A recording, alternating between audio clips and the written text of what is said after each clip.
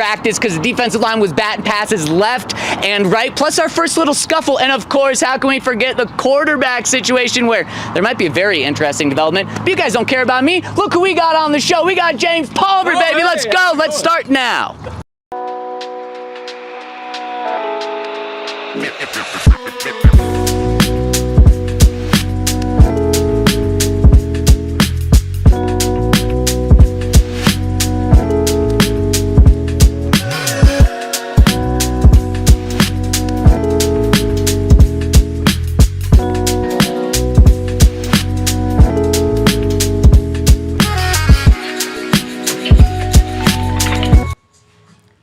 Broncos training camp is back. Day 6 in the books, I think. But more importantly than that, James Palmer, the man, the myth, the legend, is back with us. James, let's go. I'm holding my phone. You would have thought I was the one who was pumping myself up with that sound effect, but it actually wasn't. I was retweeting this black and white obituary of myself being on the show. I don't know. It's very nice. Did you see? Well done. Did you see the teaser we put out last night? No. It was that graphic, but with your face cut out and like your entire body cut out. So they had to figure out who it was? And everyone knew exactly who it was. They said the hair. They said everyone's like, James Palmer's hair just gives it away instantly. I had a fresh cut this morning. That's why I was 5 minutes late to practice. You know what you missed in those 5 minutes? Absolutely nothing. Yeah. Nothing. You really don't, as a vet reporter, you can probably miss the first 50 minutes. 50 minutes of practice and miss nothing. You could. Yeah, you could. You want to get there early, though, because there is the strange times where something does happen. I remember standing there. I don't know if you were covering the team at this point yet, when we were all just standing there and Emmanuel Sanders came out of the locker room, first ladder drill, and blows his Achilles. Yep. And we're like, did that just happen? Yeah. So, you never, when I was a beat reporter, you never want to miss a single minute. You're always there very early. Kirk's schedule was a little tight on the cuts today, so I was a little late. But, yeah, not a whole lot goes on early. It's a good time, though, to get the binoculars out. I had my big boys out today. You Did you see did, them? yeah. My big binoculars out today, where you can really knock everything out early about who's there, who's not there, who's not dressed, who's on the side field. Get all that stuff taken care of in the early portions. But you can sneak little things during individuals. Yeah. Like, oh, wow, he's at the front of the line? And that's interesting. That was actually the first observation today. It's called good TV. Who's right at there. the front of the line when it comes to the quarterbacks? But of course, got to welcome you into the DNVR Broncos Podcast, live from the Toyota Lounge, driven by your local Front Range automotive stores. And James, we got to jump right into it. The quarterback competition. Are you shocked we start with that on the show? No. Yeah, not shocking. At all. And today, well, Saturday, Sean Payton hinted this quarterback rotation cannot go on like this that much longer. Said it might be a week, might be 2 weeks, but something needs to change up. He's the one that gets to decide this, and he's the one saying this. So yesterday, I'm like, okay, has anything changed? Maybe there's a slight little change to something, but it wasn't anything big about who's working with the ones. Is anyone eliminated? But today, if the quarterback competition would have maintained the normal schedule, Jarrett Stidham gets first day. Bo Nix has got the second day. Zach Wilson the third day. Then we saw it again. Jarrett Stidham, Bo Nix. Today should have been Zach Wilson. Instead, it went backward. Jarrett Stidham got the day today. And James, it's been pretty clear from everyone watching. It's been probably Jarrett Stidham has been the best quarterback throughout camp. Bo Nix behind him. And then Zach Wilson kind of number 3. So it's not like this was a shocking thing, but it kind of confirmed everything we saw. And throughout practice, the media saying, okay, this thing has changed. It's probably Zach Wilson's probably out of this thing right now. Then what did Sean say? Well, let's hear what Sean had to say, because Sean said, I don't know what you guys are looking at. Yeah, I didn't see anything. So let's hear from Sean. Couldn't help but notice a little adjustment to the quarterback reps? No, we're still, look, we've got a plan, and today was, yesterday, Bo ran with the ones, Zach with the twos. Today, Stiddy was with the ones, so no news to announce there. No news. I don't know what you guys are looking at. No. No news is good news? No. Listen, you can't do what they're doing throughout camp. No. And the quicker things start to show themselves, the quicker you have to act. I've been around these quarterback battles, sadly, in Denver quite a bit, but other places as well. And when you talk to players, the biggest thing always is when they know.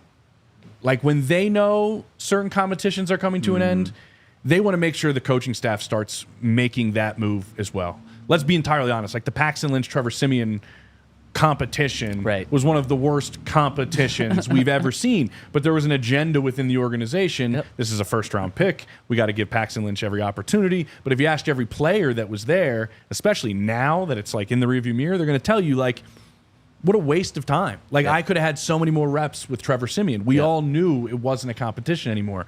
I think Sean has a very good gauge of that.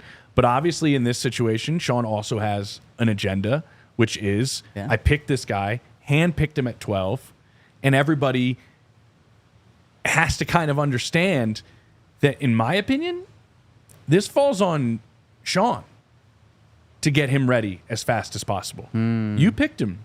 You have one of the highest salaries in all of football at the head coaching position. Yep. It kind of falls on you to speed up that process. That's where your acumen to coach at that level, and you're getting paid to coach at that level, should come into fruition, right? Like you should be the guy that can get him ready faster than maybe some other head coaches. I think he has the ability to, for sure. Obviously, a lot of that still falls on Bo Nix. It's not like Sean can work wonders in it. But I think we are starting to see that the way this works as well is Nix needs a lot of reps. Right. He needs a ton of reps. Yep. But I think anybody watching who watches training camp football and is around the league, Stidham's the best quarterback out of the group the last couple of days. Yep. Now, some of that stuff can change a little bit quicker than you may think.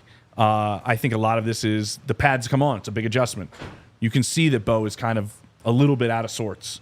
It's a big flip. It's real. I mean, I was talking to guys in the organization after practice. They're like, yeah, I mean, the first week I didn't really, whatever. You know what I mean? Now because it's a big change. It's football. So I do think like he needs those reps. But as we get into this, Sean's saying it's not changed. It's changed. Right. I think it's already changed. And I think we're going to continue to see it over these days in pads. And I love that you brought up Paxton Lynch and Trevor Siemian. And the only thing that would have made that competition worse is if it was a 3-man competition. Yep. And I guess you had Mark Sanchez sprinkled in there too. So it was kind of a 3-man competition. And you need to narrow it down, James. I completely agree with you. And you don't have to name a starter right now, but it does have to get narrowed down. So I'm calling a little BS on Sean there. I do think it's changed. I thought there was another quote later in the press conference, though. He was asked if Zach Wilson will have another day with the first team. And he said, we'll see. Yeah, that was the other quote. Yeah, good call, Zach. Good recall. That's the other part that I thought that was the telling part of, we've made a little bit of change to this. Yep. We'll see. If it's just the rotation, nothing's changed. We're still rotating them. Will Zach have another day with the ones? We'll see. Right. Well, if it's sticking with the rotation, wouldn't you just say, when his day comes around, he's going to have his day with the ones? Yep. 100%. But he didn't. Yeah, no, he did not. And to me, this is the right way to go. Like, Jarrett Stidham is right now, if you had to start someone tomorrow, not in 6 weeks, tomorrow to win, Sean Payton would be tapping Jarrett Stidham. Exactly. And that's the problem that we have we're doing daily coverage across training camp. It's one of the best parts about training camp, the amount of coverage that you can get on your team. There's a difference between Jarrett Stidham is the best quarterback on this team or right now Jarrett Stidham is the best quarterback on this team. Right, yeah. It's 100%. a different statement. And it's okay for him to be the best quarterback on the team right now. He's been in the system for a year. He seems more confident, in my opinion, when I watch practice out there. He's going to pull the trigger and try to squeeze the ball into a spot. Yeah. I think you see Bo being a little bit more, I don't want to use the word hesitant, but like the check down's probably going to come a little quicker in his mind. Yep. Because everything's moving a little bit faster for him. He's having more to grasp. There's more on his plate. We still saw some procedural stuff from the offense. We did. Again. Yep. From Bo specifically. Yeah. And so there's a lot on a quarterback's plate. Yeah. Right now, Jarrett's better. But you're right. In 6 weeks, that may not be the case. We'll see. like I said, that's where Sean and this offensive staff come into play. And James, 2 examples of this, and one that we talked about at practice on this past Saturday. We talked to Stidham for the first and only time in camp so far, and he went out of his way to say, oh no, in practice, I actually stopped a walkthrough because something wasn't going on. He was saying, I had full command of the offense. Sean gives me full command to do what I want in practice with this. That is a starting quarterback thing to do. You think Ben DiNucci is stopping practice? Low blow on the nooch. I love Wow, poor DiNucci. guy. Maybe he'll be back here too at some point. If Zach Wilson gets picked up off waivers, if the Broncos decide to move on. From Have him you or guys? something. We do have to talk about the ability. You're not going to have 3 quarterbacks on your 53. You don't But think with so? No, but with the new rule this year, Yeah. you're able to move a 3rd quarterback up and down as many times as you want throughout the year. Yep. You could keep him on the practice squad, get a bunch of reps. Do you think he'd spend some time with get to everybody. the practice squad? Yeah. I would think so too. And we're of course talking Zach. Yeah. The other thing that Stidham did yesterday in practice is he's under center, trying to get the defense to jump off sides. He does. The defense jumps, but they jump back. So he's about to hike or snap the ball. He takes his towel that he has in his back and throws it in the air to throw the flag on the defense, and then snaps the ball, and then has a best completion of the day, 15 yards to Troy Franklin. It's pretty good command. Did he That's throw a towel today? He did not. Did. Yes, he did. Oh, he did. He threw his towel again As today. a flag? Yes. Oh my gosh, that's incredible. Straight up in the air. And so to your point, James, these are very small things, but do you think Bo Nix or Zach Wilson are doing those sort of things yet? No, because they're thinking, there's a million things going on in their mind right now. And so many guys, I think Chase Daniels has gone on record saying this. I think it was Chase Daniels. Yeah. Good buddy. There's so many things that go into a Sean Payton system. Any quarterback that gets in the system, they have to wait until year 2 until they fully understand it. Well, Bo Nix is in his first, 4 months of this offense. Same with Zach Wilson. So they are so far from being able to fully command this offense. Jarrett Stidham, on the other hand, he is in year 2, and we're seeing it. He's having fun out there. He's able to do extra things as well. But just like you said, there's a difference between who's the best quarterback on the team right now and who is just the best quarterback on a team, not necessarily right now. And that's what Sean's going to have to balance. But the big part with all of this is that it's pretty clear Zach Wilson isn't in that conversation for either of those. And so with Sean Payton, with his actions today, I think those speak louder than his words today. Yeah. I was just watching Zach, and I was watching him with a couple of people in the media that I know pretty well that were visiting. And we were just kind of discussing, this league's tough, man.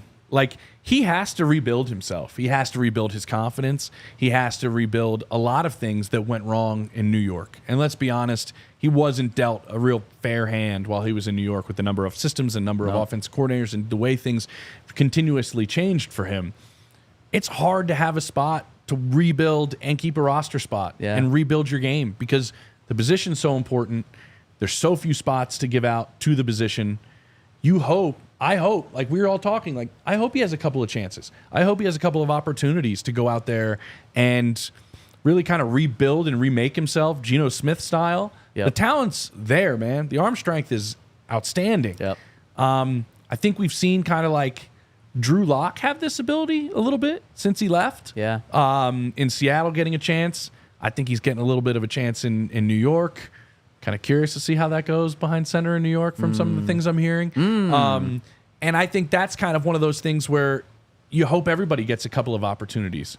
But in the numbers game, how does he rebuild himself if we're starting to make this shift the first couple of days into pads, right? And his numbers and reps are going to start dwindling. Yeah. When you have to be honest with yourself and you have to get Bo Nix as ready as possible. Everybody in the quarterback room has a job to do. I really do think, and he's not going to admit this, but I know some people that have played the position at a Hall of Fame level have told him this. Jarrett Stidham's job is to make this as hard as possible on Bo Nix to win this job. Yeah. That's his job in camp. Yep. I hate to say it. Right now he's the best quarterback there. Probably they went out and played a game today. You'd have to have Jarrett Stidham go out there and win you that game. Yep. But really his job right now is to try to make this as hard on Bo Nix as possible. That's his job. Bo's job is to learn as quickly as possible. I think he's very good at he doesn't make the same mistake twice. It's the number one thing being said about him in camp. Yep. He takes everything very, very he takes everything in very, very well.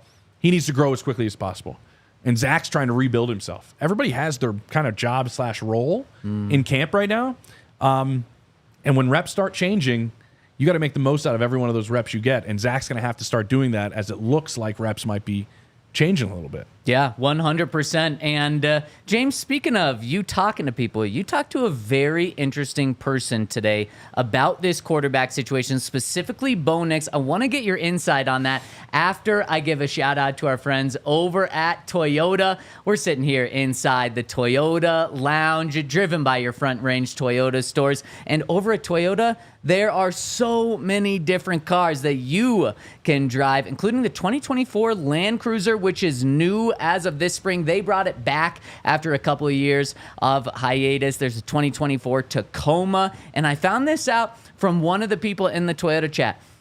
The Tundra iForce Max hybrid truck, they put the hybrid in there to make it even stronger of a truck. So it already has that Max engine, and then they added the hybrid there to make it even stronger. So, I mean, James, we were talking before the show how you like to be outdoors. I do. Skiing, I do. hiking, being in the mountains. If you need power, the Tundra iForce Max hybrid is that one for you. And if you want to get your hands on this, check out your Front Range Toyota stores at a location near your AutoNation Toyota, Arapahoe and Centennial, Corwin Toyota in Boulder, Group Toyota in Littleton, Mountain States Toyota in Denver, Stevenson Toyota East in Aurora, and Stevenson Toyota West in Lakewood. Toyota, the official partner of the NFL and the official vehicle of DNVR. And speaking of the outdoors, UC Health wants to remind you to keep just to remind you how important mental health is. You know, one of the cool things about the NFL and athletes is in the past, 5 or 10 years, it's really become, athletes have become just a great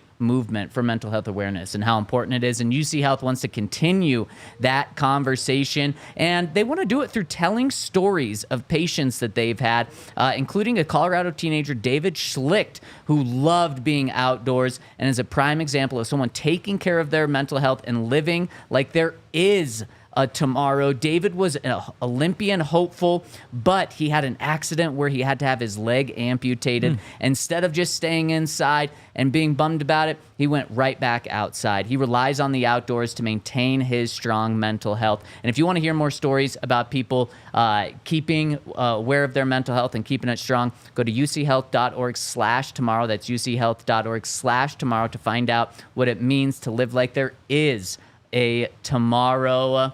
All right, James. So you got some insight from a fellow NFL coach today. Yeah. Had a chance to watch some of practice with Pep Hamilton. Has bounced around, been a great offensive coordinator at a lot of different spots. I've known Pep for a long time. And as we watched practice together, and I started putting it together in my head, I'm like, Pep, when you went to the Chargers, you were brought in to be attached at the hip with Justin Herbert, 6th overall pick. From Oregon. What? Yeah, good call. I didn't even say that part to him. And I was like, well, Pep, how did that go? Like through camp? What was through the spring? What was the deal? And he's like, you said it exactly right. Like we were attached at the hip. Everywhere we went together. We knew that it was going to be his time eventually. My job was to make that as soon as possible. And Justin's job was to make that as soon as possible. We weren't going to rush it. We weren't going to play him before he was ready to play. But when you're picked 6th overall, I'm sorry, patience is not a virtue in this league. Yep. I think I've come on here and said that a lot about lack of patience. There was the Josh Allen sidebar, Josh Allen discussion in the media tent today, right? About what Elway said on Pardon My Take, and big mistake. Like everybody's like, oh, he would have been fine in Denver, would have been great. Like Bills showed unbelievable patience with Josh Allen. It's true. Great patience. And that doesn't happen everywhere. Arizona, prime example. Yeah, exactly. Who with who? Josh Rosen? Yeah, exactly. No, it was Josh smart. Rosen got a couple weeks before they moved on from him. Was he 8th or 12th? Something like that. Yeah. And so, anyway, Pep was like, and in his opinion, it's the training camp is focused to get that quarterback ready. Obviously, he had a bit of an agenda because that was his job. Yep. But he still believes that should be the agenda here, is to get Bo Nix ready as fast as possible. So he's under the impression, and other people around the league are under the impression, that it's get him as many reps as you can. Keep giving him reps. The job is to get him ready. Yep. Someone even goes far to say, stop wasting our time with some of this. Yep. Like, get him ready. And that was what Pep had to do. And they did a pretty good job. If you remember, it was a strange circumstance about why he became the starter. Yeah. Certain needle. I think the medical Tyrod staff Taylor. also wanted Justin Herbert to play. Oh, man, poor Tyrod Taylor. Man. He's a brutal. good dude. But that's ended up how it happened. But they had him ready. But if you remember that season, he wasn't slated. He didn't start the season. Right. And he wasn't slated to start the season. Their plan essentially was to get him ready as quickly as possible. And it wasn't by week 1. Which the reason bringing this up is maybe that is the case with Bo. Is that the end of the world? Like, hey, you're not ready yet. No. Maybe he's ready by week 5. Yep. Maybe he's ready by week 3. Maybe it's halfway through the season. Maybe he plays 9 games. But Pep's stance was you got to have him. I mean, like, your goal is to get him ready. And everybody's goal is to get him ready as fast as possible. So that's probably why a lot of people are so curious about the quarterback rotation and reps because of that very statement and that very thought. Like, I thought the point of this is to get our 12th overall pick ready as quickly as possible. It's the number one goal of a lot of guys on that staff. Yeah. Pep has been through it. So his stance watching practice today with him was keep giving him reps, keep giving him opportunities to learn and grow. And guess what? If he's doing it as well as people like Davis Webb or Mike McGlinchey and all these other, people have come out and said, like, he learns very quickly. He doesn't make the same mistake twice. He picks things up extremely quickly. He finds ways to continue to grow and improve. Well, and why wouldn't you put more on his plate? Yep. Why wouldn't you give him more opportunities to have that growth with each practice to grow quicker? So there's so many things from that, and that's incredible insight, James. And one of them, first off, was Pep the quarterback coach? I think he was a quarterback coach, yeah. He was a quarterback coach, so that's Davis Webb here. Do you think the Broncos are doing something similar with Davis Webb? Because we know how just blown away Sean is with Davis Webb. I mean, they sent Davis Webb after the job interview. They sent him to the airport, and then Sean and the offensive coaches last year. I don't think he got to the airport. Sean, the offensive coaches met, and they're like, okay, we got someone else coming in. And Sean just said, the way he tells the story is, he said, what are we doing?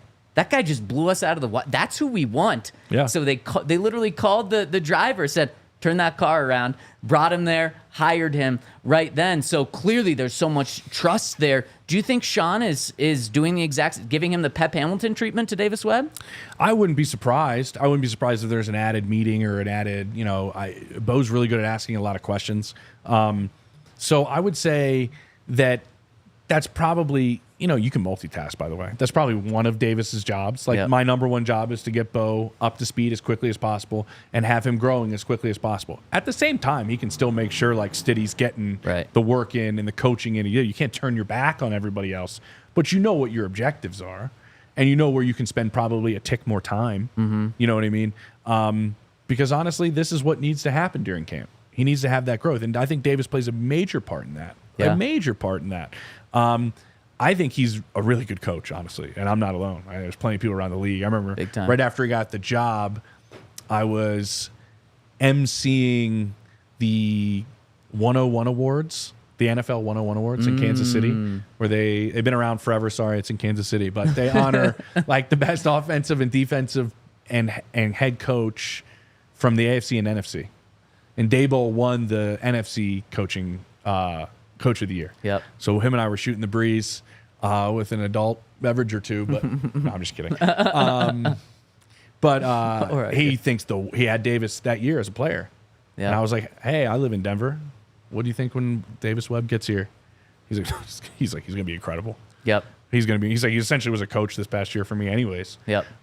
He's out of this world. And you know the way Brian Daboll can coach quarterbacks. Right. Yep. And what he did with Josh Allen, full circle. Yeah. So I think Davis is going to do a really, really good job in terms of this growth. But I think that's probably, you're right. His number one objective right now is Bo. And really quick on Davis Webb, I heard that other teams a couple of teams were so bummed that they didn't even know that Davis Webb was available to interview as a coach and bring in as a coach because they just thought he was still playing. And they were so bummed when they heard the Broncos got him because they were like, wait, if we would have known he was available, we would have interviewed him because we wanted him. So that is how highly he's thought of in the NFL. And then the other point, or the other question to this scenario that the Broncos have, and this what Pep is saying too, is can you get a quarterback as ready as possible for the regular season if they are splitting reps, even with one other person, let alone 2 other people in camp, or is the best way to do it what the Bears did? Literally, they drafted Caleb Williams, and it's like, nope, that's our guy. He doesn't, and the downside is he doesn't have to earn anything. And let's say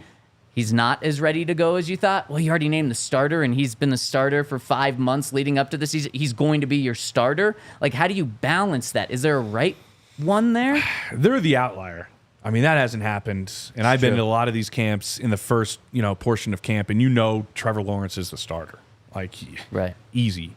You knew C.J. Stroud was the starter. I mean, here's a funny story. I'm there like within the first 10 days of camp. And after practice in Houston, I'm talking to Stroud on the side, and I want to know who's going to win the starting job at Ohio State, being a Buckeye. Yep. So I was like, CJ, who's winning the job, man? Like, Kyle McCord well. He's like, I didn't say that second part. All I said was, who's winning the job? And he's like, yeah, man, we're gonna take every practice one day at a time. And we'll see. And I was like, no, I don't care about you. I know you're going to be the starter. And also, I know you're going to give me that response. I know you're going to, yeah. I was like, way to work on your PR skills. Right. But I was like, I know you're going to be starter. I want to know who Ohio State is. He was like, Ohio State. Yeah, it's going to be Kyle. Kyle's going to win the job. But remember, it was him and Case Keenum that were there, and Davis Mills. So they had 3 guys last year, really. But they decided very quickly. Yep. And there was a feel talking to, even when I talked to Case about it, there was a feel like this is CJ's offense, like pretty quickly. Mm-hmm. I don't know if we're there yet with Bo, but that was like 10 days into camp. Maybe I was down there last year. Okay. We're about and it halfway had the through feel. there. Then they still hadn't announced it. All these other guys, they haven't announced anything. I mean, 6 guys were taken in the first round. They haven't announced any of them. The Bears are an outlier, a good point. for sure. That doesn't really happen in any of these places. Even guys taken first of all, I don't think Andrew Luck in the spring was considered. They didn't come out and say he's the starter. Like, that's like the best prospect we've seen in 20 years. Right. And then Trevor was also on that level in terms of prospects. I don't think you come out that early and say it. I just don't. I think, like what we were saying earlier, is players start gravitating towards that quarterback. Mm-hmm. And that quarterback starts taking the reins, and they start having that feel. And then everybody in the locker room and on the playing field understands it and starts seeing it. You could feel that in Houston last year with Stroud when you're just watching practice on the sideline. Like, oh, this is his team.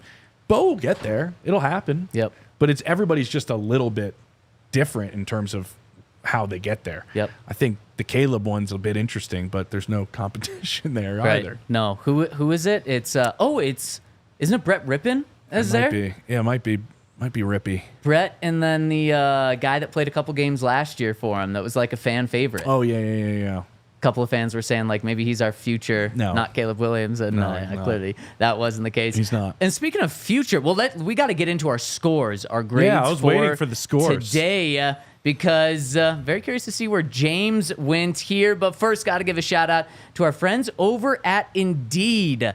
And if you are looking at your future and thinking, I need to hire people, Indeed is the place to go. They've been hiring people and been in that business of helping companies hiring people for a long time. James, guess how many people go to Indeed to look for jobs every month? 10,000. 10,000?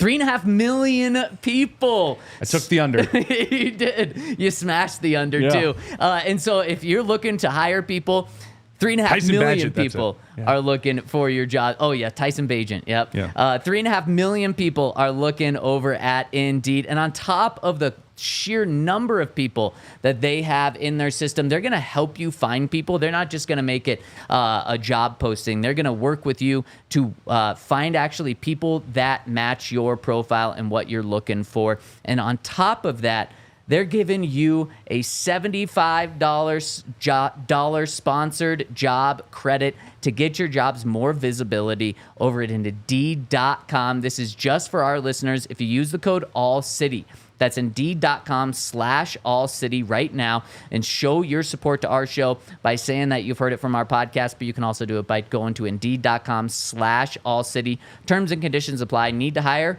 You need Indeed. And speaking of codes to get you deals, have you been to a Phillies game yet, James?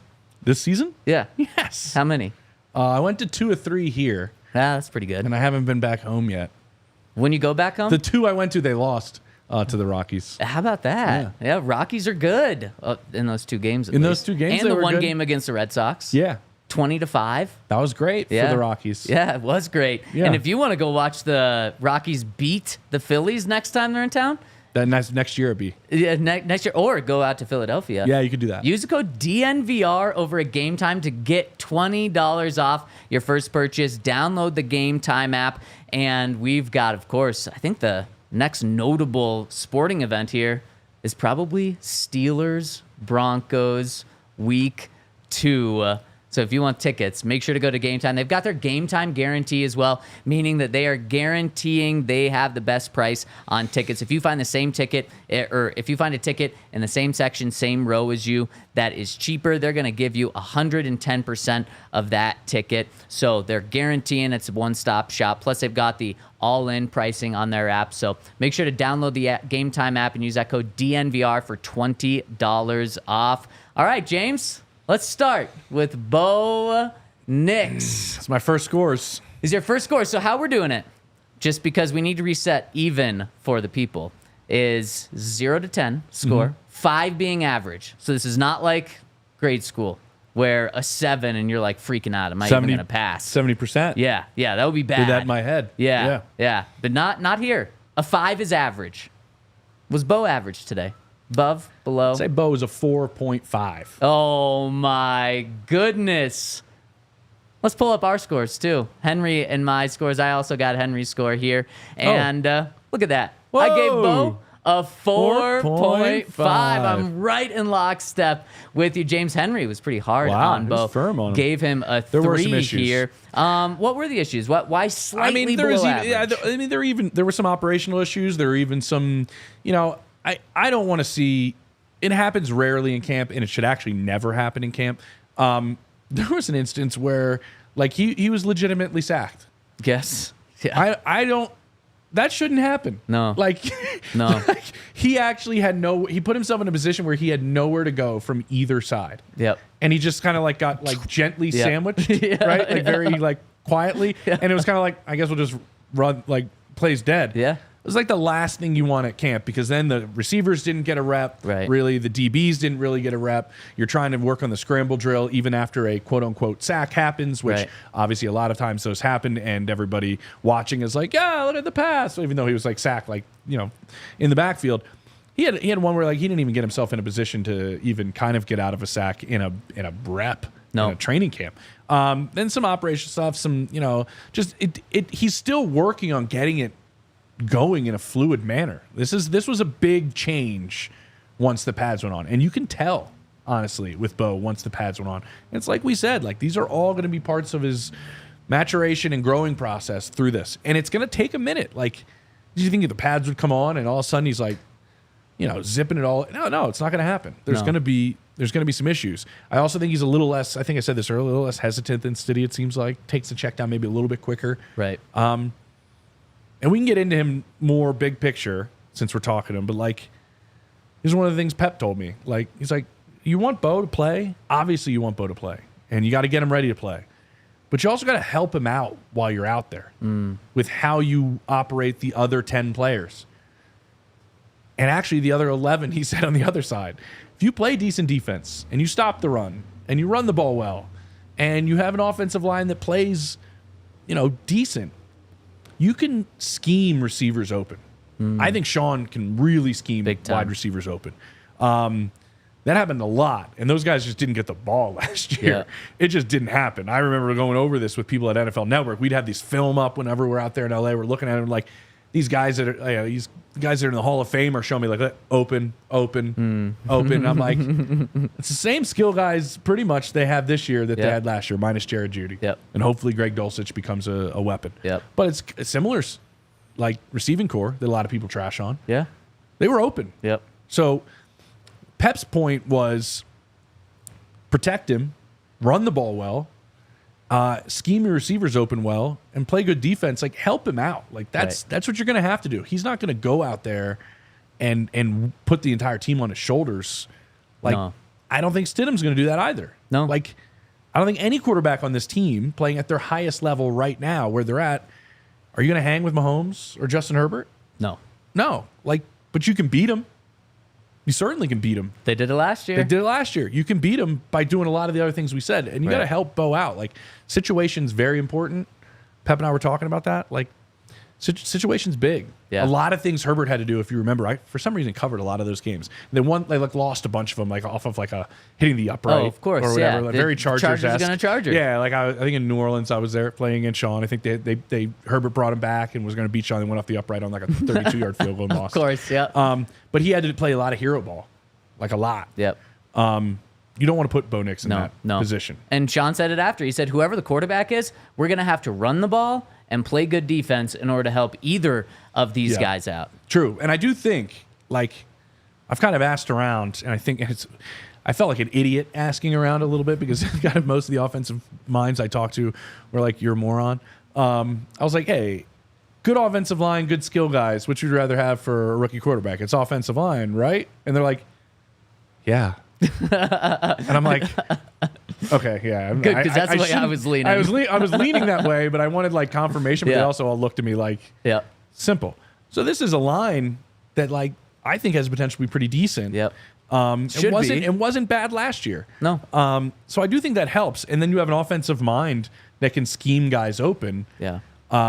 In Sean Payton, I do think you can set him up to succeed. Yeah. But right now, we're still in like operational issues and some miscues and reads and things like that and ball placement. But we'll get there. Yep, 100%. And one other thing that when you talk about so many things being thrown Bo's way, you mentioned that sack happened. There was another sack that happened, James, where it was pretty clear that there's a free rusher coming this way. And I think Jaleel was supposed to pick him up. But Bo, that's another thing that's on him, is helping out with the checks, making sure he reads pre-check, who's coming, who's not, free rusher identifying on that was an understatement. Yeah, he would have been absolutely blown. Exploded. Yes, I mean, we would have been seeing Zach Wilson, Jarrett Stidham play. And that's something that a quarterback has to pick up in the NFL. That is something that is on his shoulders. And clearly, like you said, this is second day of pads. There's so much on his plate. And we've seen kind of the head spinning a little bit. And that's okay. It is. It's totally okay. And with Jarrett Stidham, though, the veteran, the guy who's in the offense for the second year, he's not doing that. And so that's where we're seeing the biggest difference, in my opinion. And like you said also, Bo, especially these past 2 days, has not been going down the field at all. I believe his longest completion today did not go for more than 5 yards during team period. And now we're starting to see Stidham actually push the ball downfield. So that might actually transition well to getting into Jarrett Stidham's score to see if he did a better job than Bo today. Bo did have a good read option, I believe. Oh, you're right. We got to talk about that. That was actually a really good, well-designed play. Nice. There were a couple of times where Bo used his legs and exploded. And that wasn't like him going and scrambling late. I know some people hate when quarterbacks run, and it's particularly 7-on-7, but this was a team period, and it was a read the end like option that it was designed for him to run if it was bid on, and it was actually a pretty good play. He's a good athlete, man. He's a big dual threat quarterback coming out of high school. He is, and the number one dual threat quarterback coming out of high school in his class. And yesterday, Bo's best plays with his feet too. Today, same thing. I'm pretty sure through the passing game, it was pretty underwhelming. Like I said, didn't complete a pass in team for over 5 yards, but did some stuff with his feet. So I'm happy you brought that up there, James. All right, let's get to Jarrett Stidham's score. What would you give Stidham today, James? I agree with Eric, though. Eric West. What do we have? Zach Wilson played better than Mahomes last year. Oh, should have got the win? I thought he meant as the whole season. Oh, I was going to say what? I just saw that and I had to say it. So Stiddy, I'll give Jarrett Stidham a 5.5. 5.5. Okay, so above better average than average, but close with Bo. I was a little more impressed with Stidham. I went 6.5 out of 10. Okay. Henry went with a 7 out of 10. Henry likes the extremes. Yeah, he really doesn't live in the middle. Yeah, no, he does not. No, ma'am. And so Jarrett Stidham, back-to-back days, kind of a score right around here. Just steady Stidham is what I saw out there today, James. And that's. I guess maybe I could have went with a 6. I would say my 5.5 leans towards the 6 as opposed to the 5. Fair. Is about where I'm at. Yeah, there's just a different vibe when he's out there. It's like we were talking about earlier, when you can just sense it when you're watching, and if you watch enough, you can get a feel for how a quarterback's operating the system, how they're operating their offense, how they're running their group. There's just a different feel when Stiddy's out there right now. And you're right. I think he's a little more. What's the right word I'm looking for? his decision making is much quicker in terms of being decisive on wanting to take a chance downfield. Yeah. I think that's a little bit more prevalent with him than either of the other two quarterbacks right now. Yep, 100%. And so if this separation maintains from what we saw yesterday and today when the pads came on, I do think Jarrett Stidham is going to be the week 1 starting quarterback because, James, tell me if I'm wrong on the way I view that. Thank you. The way I view this, I'm never wrong. So just remember that. No, I'm kidding. Check the internet for that. But how I view this competition is if it's close come week 1 between Bo and Jarrett, it's going to be Bo because it's close and you go with the rookie there. But if there's a good gap, then it's Stidham's job. Yeah. I don't think you're wrong in that. Thank you. No, I don't think you clip are. That. Hey, you clip that off. Ready? Clip it. Ready? Start. Zach, you're never wrong. Thank you. No, if it's close, but like he can be kind of close to him and not ready. I think. Because so that would mean that Stidham isn't very impressive then if he's like close to him but not ready.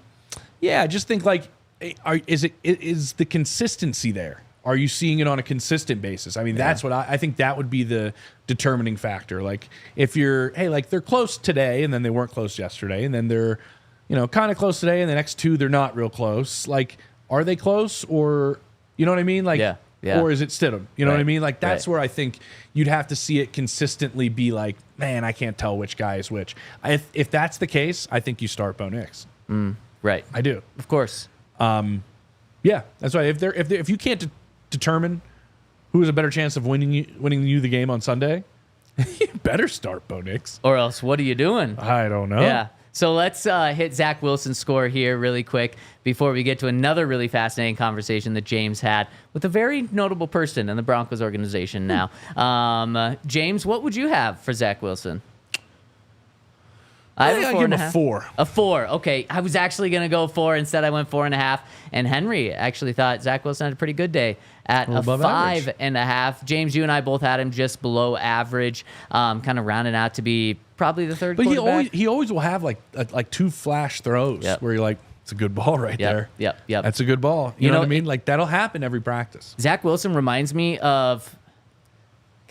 Just think of it this way. Okay. Paxton Lynch in the way of he'll likely have the best throw of the day and the worst throw of the day. And today, I don't necessarily know if he had the worst throw of the day. There actually were no interceptions, no balls in harm's way from either of these 3 guys. But like yesterday, I mean, he had the only near pick of the day, and then he also had the best play of the day. I think we're going to see the highs of the highs and the lows of the lows, but you know what? Coaches don't like that. They just want the highs or they want the middle. They want the predictable. And you mentioned Bo Nix. If he's consistent, that's when he wins the job. That's what coaches like, consistency. And Zach's just kind of all over the place. Today was not a horrible day for Zach Wilson at all. But when you look at like Jarrett Stidham has separated himself so much from Zach in terms of being like the trusted veteran backup.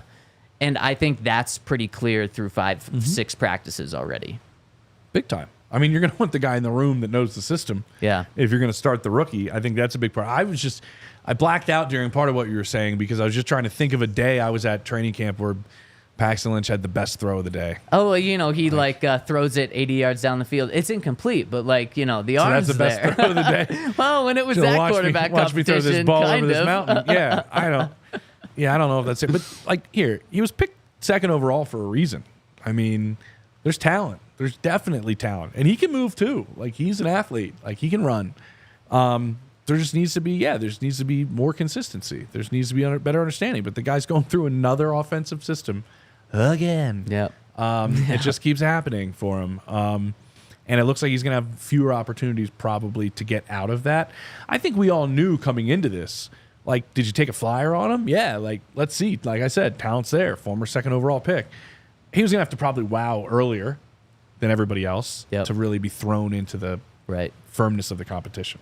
I have to imagine the Broncos trading less than a 7th-round pick for Zach wasn't for him to be the starter this year. It was to, let's see what this guy is like outside of New York, because I know the Broncos internally don't view the Jets as like a very respectable organization in terms of developing the quarterback, at least the situation that Zach Wilson was in. So they said, let's see what happens when we get him out of there. And just because he's probably out of the Broncos quarterback starting race this year doesn't mean that he's out of their plans. I could absolutely see the practice squad being a perfect spot for Zach. And also, it could be a spot that Zach wants as well, because you look at Sam Darnold last year. He goes, he starts one game, I think, for the 49ers at the end of the season last year. Proves nothing that, he has evolved, but he got to work with Kyle Shanahan, or he got to be mentored under Kyle Shanahan. And then what does he do this offseason? After starting one game and proving nothing, he goes out and gets $10 million and is the starting quarterback of the Vikings, do you think? It's Week 1? That's nice. Yeah. It's a very similar situation going on there as it is here, in all honesty. While we were going over this, I was going over all the times that Andy Reid would take these quarterbacks and just flip them for more, for a higher draft pick, like Kevin Cobb or whoever. You never saw them play, but then they're always they were with Andy Reid for a while. Let's take a flyer on them. There's magic dust sprinkled on him. Yeah, maybe we'll flip them for a higher pick in some sense. Yeah, no, exactly. All right, James, you had a conversation with someone today out of Broncos and got some good insight from someone that could be a key member, and I want to dive into that after I give a shout out to our friends over at Coors Light. We've got Coors Light on our set every single day because it keeps us colder than the Rockies. And James, Coors Light's all about chilling. Yeah, it's brewed chilled. It is bottled chilled. It is in its can chilled, and it even tells you. The can tells you when it's cold. Can's a genius because it goes to blue. The bluer it is, the colder it is, the more refreshing. How's that work? You think magic? Just like that Andy Reid magic dust just sprinkled on the can. So same way mood rings do. Andy Reid mood rings, yeah. Oh, it's like a mood ring. Yeah. So you get your own mood ring with a Coors Light can too. Is that what I learned? Yeah. If you want to make your mood better, maybe grab a Coors Light, because Coors Light not only about the chilling process being cold, but it's also meant to hang out with your friends, or if you're chilling after a long day at work. Coors Light is the beer that we reach for at DNVR and that you should reach for as well. And Instacart is going to deliver it straight to your door if you go to CoorsLight.com/DNVR. That'll get you set up with Instacart. That's CoorsLight.com/DNVR. Celebrate responsibly. Coors Brewing Company, Golden, Colorado. I also got to give a shout out to our friends over at Bet365. Scan the QR code on the screen to download the app, or go to Bet365.com or to the App Store and download the app over at Bet365. And if you use the code DNVR365 when you sign up, you are going to get so many boosts at your fingertips. You deposit $10 and you get to choose between either a get in bet offer where you place a $5 bet or more and get $150 in bonus bets, or a first bet safety net offer up to $1,000. If your first bet loses, you receive that matched in bonus bets. Whatever the sport, whatever the moment, it's never ordinary over at Bet365. Of course, I love getting in on the NFL, but Olympics, they've got every bet you could ever imagine for the Olympics. I think they have hundreds of bets out there right now. So if you want to be unordinary, Bet365 is the place for you. Use that code DNVR365 when you sign up. Must be 21 and older, physically located in Colorado. Please gamble responsibly. If you or someone you know has a gambling problem, once help, call or text 1-800-GAMBLER. So you've talked about Andrew Luck. Made me think of David Shaw. David Shaw, new addition to the organization. Yes. Yeah, he's going to have a cool role, evaluating players, probably some self-scouting opponents, draft. I think this organization's done a really good job of getting good minds. We mentioned, stealing Davis Webb when the rest of the league is not paying attention. Yeah. And I think David Shaw he's known Sean forever, and a great, I think, addition to this staff. I mean, he evaluates players just so well. And not just the quarterback position, and not just offensive players. He can evaluate everybody. And so I think that's a really interesting person to have join the organization, because also he was applying for the job. Yes. So he did a lot of work on the previous roster. He did a lot of work on where the roster was. So now that he comes in and he looks at how the roster's been kind of flipped, that's a really good set of eyes to have. Yeah. And I bet it's a set of eyes that would say this team is younger, longer, faster, Yeah. in a pretty quick turnaround. Yeah. There's probably not a lot of household names on this roster, but I think it's better. And I think we're starting to get an idea of what Payton and Payton want to do. And that's, they had to get faster. Yeah. This is like the biggest wide receiver group, I think, in the league. Yeah. Somebody should do that. You should put some time No, in. I think you should. All right. I'll call somebody to do it. But they have to have like the collective height has to be bigger than any other receiving core in the league. Sean just keeps talking about it too. Yeah, It's they're something he is huge. so excited about. They're huge. Now I think that helps whoever is the quarterback, specifically a young quarterback, because oftentimes, and Pep and I were talking about this, like having a really good tight end is huge for a rookie quarterback. Just absolutely massive. Greg Dulcich. If Greg Dulcich stay on the field. Exactly. That's a big deal. Or Lucas Kroll. Some people think he's the best player on the team. No, some people do. Not Sean. No, Sean won't say that. He won't say that. Some people do. Oh, he'll go But- against that. But I will say, the way he catches the football, if it's on par with Greg Dulcich, Yeah. you know you're not. Greg's on the field. They're throwing, guys. He's not blocking anybody. Right. No. So he is. They're kind of competing for that receiving spot, but like they don't have like a Dalton Schultz Right. like C.J. Stroud had. Right. Right. Wow, what a Be good that pickup veteran. for them last Oh, year. it's great to have a veteran tight end for you. I think what aids that, what I'm getting at, what aids that is you have a lot of big body receivers. I mean, Courtland can, use that basketball background he's got and that body he's got to box out a defender.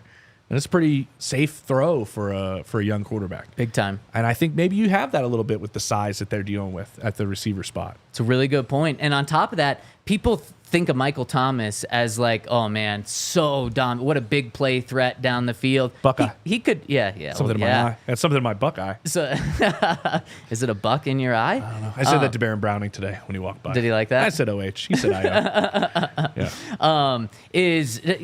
Michael Thomas could do that, but he was 6'3", 215, just like Courtland Sutton, and he was just a master of the short game. That's how he got, a record 158 receptions in a season. It was insane, is using his big body underneath. And I think that's what the Broncos and Sean Payton are going to do. And if the first week of training camp practices mean anything, short passes are going to be a key in this offense. Big time, man. Big time. Like a lot of these slants, a lot of these dig routes, a lot of that stuff. It's going to be a huge part of this offense. It's going to be a really big part. And then, like, you'd be foolish not to think that. I mean, they wanted Bo Nix.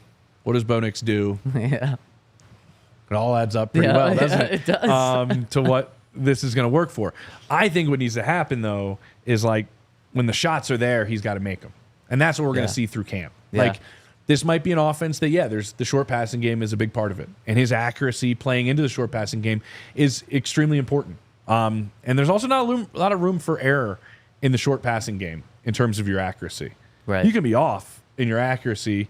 Look at those first 2 years from Mahomes. Like, he just found green and threw it up, and Tyreek Hill ran underneath it like he was playing center field in a kickball game. That's different than the short passing game and how precise it needs to be. That's a strength of Bo Nix's. Right. But when the opportunity, and I think Sean was asked this recently about the smart play or the big play or whatever it was. Yep. In my head, I thought he answered it perfectly because the smart play is always going to be where the ball should go. And there's going to be plays where it's like, hey, man, we have them. This was the right defense for the play. You got to throw that ball downfield. Right. That's the right play in that. I want to see that more as camp goes on. And we haven't really seen much of a downfield attack At all. No. I mean, specifically from Bo Nix, and he's probably just not. There's so much that he's on his plate right now. He's not thinking about that right now, but that does need to become part of an offense, even if it's not a staple. It has to be part of an offense. Big time. It totally does. And I know things are a little bit different right now in camp, right? Because, like, we can get into these backs that I thought had a pretty good day. If you want to talk about a group that had a pretty decent day, I think Javonte had a good day. I think Estime had a really good day. He, like, put the crown of his helmet, like, into what was it? Who was it? Omar Brown. From The Wire? I think. Yeah, Omar Brown. He put the ground of his helmet right into his chest and just leveled him in the middle of the field. He had a good day. Javonte had a good day. So my point with that is, in a real game, if you're running those beasts up the middle that are going to wear teams out, then the big plays, they're going to have to commit more to the box. Yep. And then you can take a shot or two. Yep. And then that bleeds into what I've been preaching is setting Bo Nix up for success. You run the ball well, they got to cave into the box, and the next time you run and play action, the safety's not as deep or he's moved over, you're helping your quarterback with all these other things be successful in those other shots he has to take, and you increase your percentages on those shots. We just haven't seen them. Right. We do have the pads on, but we're not really full game. That'll happen.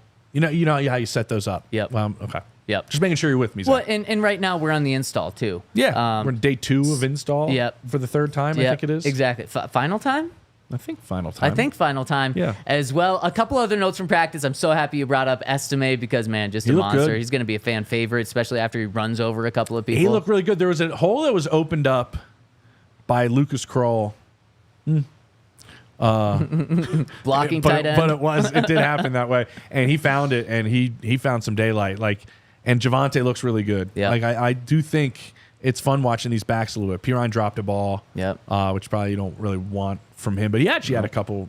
He found a couple holes. I thought the offensive line kind of bounced back for sure from what it was yesterday against a defensive line that played well, but the defensive line was slamming balls down today. Oh man. my gosh, they were a SWAT team out there. Literally, JJ SWAT out there. Yeah, seriously. 4 Shelby Harris, best hands in the league, as he'd say.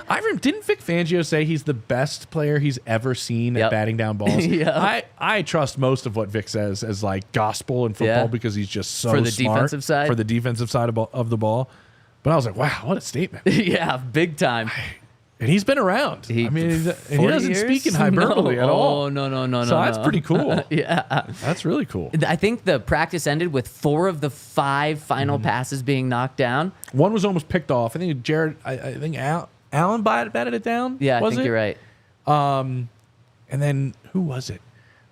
It almost grabbed it off the ground. It was almost diving. A pick. Yep. Yeah, that was close. So they had their hands up. Now I told you after practice, I was like, well, they're also your teammates, so nobody's getting punched in the heart, which would happen in a game if you're consistently putting your arms up like this.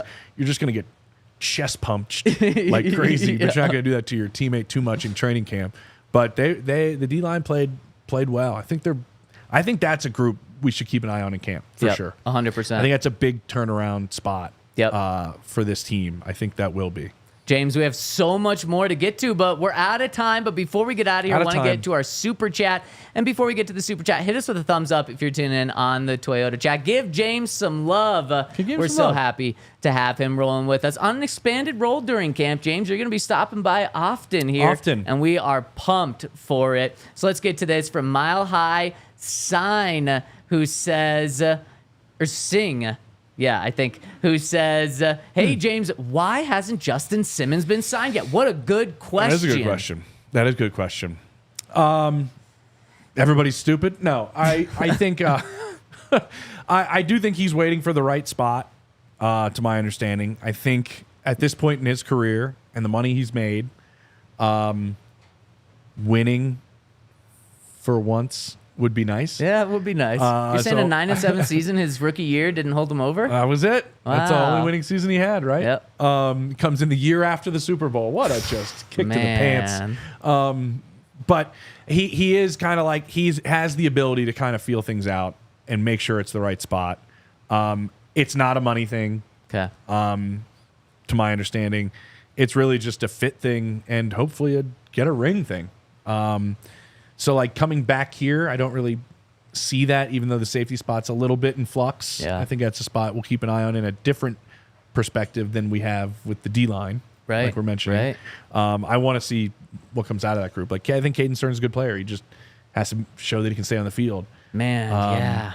And so, like, I don't think coming back here's in the cards, but I think the league still, well, here's the best way to put it. A lot of organizations are trying to get younger and faster. Justin has that 3 next to his name, which stinks. Yep. But the play hasn't fallen off. No. But some teams just for some reason care about that. Do you think it he's doesn't looking make for any sense? Do you think right now he's looking for a long-term deal, or No. now that it's August, essentially, it's a Yeah. 1-year deal, and then maybe get something next year? Yeah, I think it's like a chance to win. Yeah. And whoever gets him is going to have an increased chance to win for sure. I think one of the things Broncos fans are most worried about, because I think Broncos fans want Justin to go find that place Yeah, to win. because But like in they're Philly, it came down to like him and C.J. Gardner-Johnson, but Right. C.J.'s younger, Yep. and that kind of, to my understanding, helped out a little bit because obviously Vic thinks the world of him. yeah. And the Eagles preached all offseason, we're going to get younger on defense. We're going to get younger on defense. And then they signed a 30-year-old Yeah. long-term safety. Everybody's going to go, especially in that city, is going to go Right. crazy. Right. Who knows? You could still wind up there, you know. But I think like there's a handful of spots, and I don't think he's panicking. I think he's feeling it out to see what the right move is. Do you think Kansas City's one of those spots? Oh man, he'd be great there in that defense. That's No, from Spags like a could do- logical Spags standpoint. could It do a makes lot with them. sense. Yeah. Spags could do a lot with them, but they got pretty decent safeties. Justin Reed's a good safety. Good. Stay away from Kansas City, Justin. Yeah. I think that would make Broncos Country very happy. James, you rocking and rolling with us makes Broncos Country very happy. Thank you so much, Yeah. and so pumped to have you throughout camp. Everyone, drop a thumbs up on the way out. Thank you all so much for tuning in. We'll be back tomorrow. Another practice tomorrow. I think a little bit later, probably right around 2. I think the Broncos have their first long practice tomorrow. So Ooh. stay tuned. We'll be going live at 2. Live at 2. We all silly like the mayor.